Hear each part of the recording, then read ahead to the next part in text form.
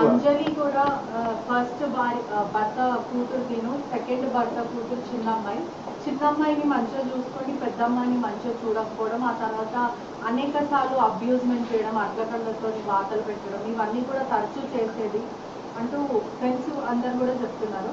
అదే కాక శివతో అమ్మాయి రిలేషన్షిప్ ఉన్నప్పుడు వాళ్ళ మదర్ ఫస్ట్ యాక్సెప్ట్ చేసింది, వీళ్ళు కూడా లివింగ్ రిలేషన్షిప్ లో ఇంట్లోనే ఉన్నారు, వాళ్ళ మదర్ కూడా పెళ్లికి ఒప్పుకుంది. ఆ తర్వాత శివాని డబ్బుల కోసం బ్లాక్మెయిల్ చేయాలనుకుంటుంది. అదే మీరు చెప్పిన వాటిలో చాలా విషయాలు నేను కూడా కవర్ చేశాను, దాదాపుగా అవే చెప్పాను. సో మీరు అన్నట్టుగా ఈ అమ్మాయి ఒక 3 సంవత్సరాల క్రితం 7th క్లాస్లో ఉన్నప్పుడు పోలీస్ స్టేషన్కి వచ్చి తల్లి మీదనే కంప్లైంట్ చేసి నేను ఉండను ఈ వీడితోటని చెప్పేసి హోమ్లో ఉన్నమాట కూడా వాస్తవం, అది కూడా జరిగింది.